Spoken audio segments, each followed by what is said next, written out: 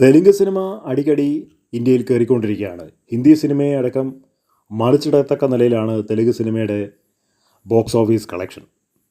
കഴിഞ്ഞിടയ്ക്ക് നടി രശ്മിക മന്ദാന അഭിനയിച്ചിട്ടുള്ള 3 സിനിമകളും കളക്ട് ചെയ്തത് 3300 കോടി എന്നാണ് പറയുന്നത്. ഇപ്പോൾ ബോളിവുഡിൻ്റെ ഭാഗ്യനായികയായിട്ട് അവർ മാറിയിരിക്കുകയാണ്. ചെറിയൊരു പെൺകുട്ടിയാണ്, അധികം പ്രായമൊന്നുമില്ല. മറ്റ് ഒരുപാട് നടിമാരെ പിന്തള്ളിക്കൊണ്ട് അവർ മുന്നോട്ട് കുതിക്കുകയാണ്. അപ്പോൾ ഇതൊരു ഭാഗ്യമാണ്.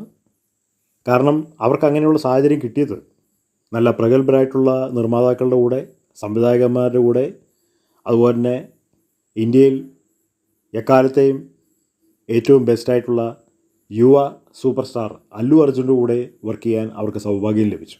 ഇതൊക്കെ ജീവിതത്തിൽ വരുന്ന ഒരു സൗഭാഗ്യമാണ്. എല്ലാവർക്കും അങ്ങനെ സൗഭാഗ്യമൊന്നും കിട്ടാറില്ല.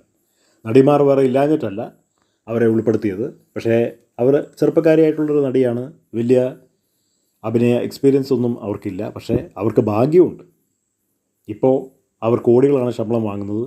ഇന്ത്യയിൽ ഏറ്റവും അറിയപ്പെടുന്ന നടിമാരിൽ ഒരു നടിയായി മാറിക്കഴിഞ്ഞു. ഒരുപാട് ഓഫറുകൾ അവർക്ക് വരുന്നുണ്ട്. അപ്പോൾ സിനിമ എന്ന് പറഞ്ഞിരിക്കുന്നത് ഭാഗ്യമാണ്. സിനിമ ഒരു ഭാഗ്യ ലോകമാണ്. എല്ലാവർക്കും സിനിമയിൽ കയറി വരാൻ സാധ്യമല്ല. നടന്മാരാണെങ്കിലും നടിമാരാണെങ്കിലും എല്ലാവർക്കും അവരുടെ ഗ്രാഫ്, അഭിനയത്തിൻ്റെ കരിയർ കയറിപ്പോവില്ല.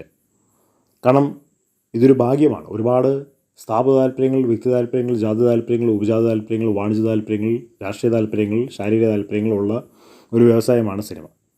അതുകൊണ്ട് ചില ആളുകളുടെ ഔദാര്യം ഉണ്ടെങ്കിൽ മാത്രമേ ചില ആളുകൾക്ക്, പ്രത്യേകിച്ചും പുതിയതായിട്ട് വരുന്ന ആളുകൾക്ക് കയറിപ്പോകാനായിട്ട് കഴിയുള്ളൂ. സിനിമാ പാരമ്പര്യം ഇല്ലെങ്കിൽ, സിനിമാ പാരമ്പര്യം ഉള്ളൊരു വ്യക്തികൾക്ക് അത് വിഷയമല്ല. നിർമ്മാതാക്കളുടെയും സംവിധായകന്മാരുടെയും നടന്മാരുടെയും നടിമാരുടെയും ടെക്നീഷ്യന്മാരുടെയും ഒക്കെ മക്കൾ സിനിമയിൽ നടന്മാർ നടിമാരായിട്ട് കയറി വരുന്നുണ്ട്.